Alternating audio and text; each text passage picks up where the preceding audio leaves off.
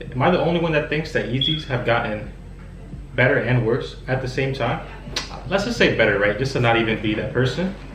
But I got these sneakers directly from Yeezy Supply, and the box came in a little beat up.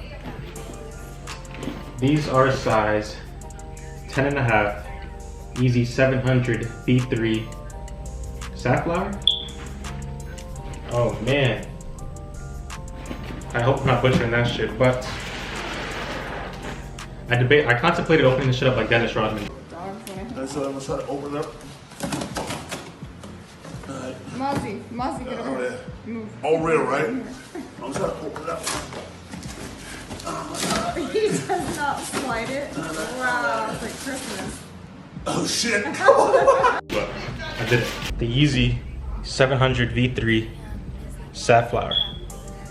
So this has like shades of beige, yellow, white, cream, all throughout the shoe. Honestly, it makes it very, very lovely. 700 V3 is a very nice model. It says Adidas on the back heel tab, on the raised heel tab. On the raised heel, sorry. And it has like that basketball sole, which is pretty fire.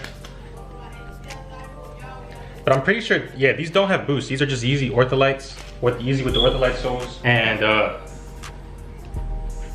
this, like the top of the shoe part, ignore the 3M that's hitting it. But this top of the shoe part reminds me of the Yeezy basketball model, which is pretty cool. These soles are actually very thin, but they're actually extremely comfortable. The only gripe with this shoe, wish would focus more on the shoe than my fucking face the entire time, but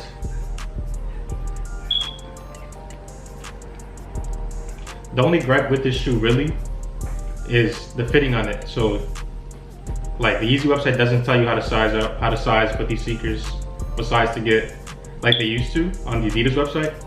But the golden rule for Yeezys is always go a half size up. These are size 10.5, I'm a true to size 10. I'm a true to size 10. And sometimes I get 11 in Yeezys. My friend Andrew messaged me the morning of the release for these and asked me how do I put these on, because he also went a half size up, but he needed a shoe tree to insert his foot within the shoe. I personally haven't tried them on. I'm a little too lazy to do it right now, but I know how Yeezys are. Usually a lot narrower within the toe box, and sometimes you have to go full size up. But I only went half size up. These aren't doing that great in the aftermarket. Retail was $200 flat, $8 shipping. I think they're doing like $230 on the aftermarket. Just whatever, I mean, it's some money. All 700 V3s, I think apparently a lot of people do not know, but the cage actually glows in the dark. What I'm actually disappointed about is that these sat on like in front of my ring light for 5 minutes and the glow is actually horrendous. Like my old Yeezys, my old Nike Yeezys glow way better than that, and they're like fucking, what is it, like 9 years older than this now? 11? Something like that? I'm not good with dates, to be honest. But overall, these are a clean shoe.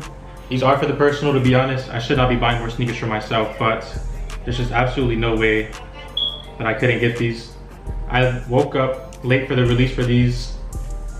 I think maybe like an hour in, went on my phone when I used Supply. Within 5 minutes, I got through the queue, checked out, absolutely no problems. And they sold out same day. But I'm not sure if they shot or not. After that, I went about my day, minding my own business. I wasn't gonna let sneakers control my, I think it was a Saturday when they released. But let me know what you guys think about the Yeezy 700 V3 model. I think it's really good. Another thing I forgot to mention is that it has like a mesh panel. This is a mesh panel that also appears to be 3M when I shine a flash on it. But I don't know, man. I'm a fan of like these different looking sneakers, and the fact that they aren't as hype makes me like them even more, to be honest.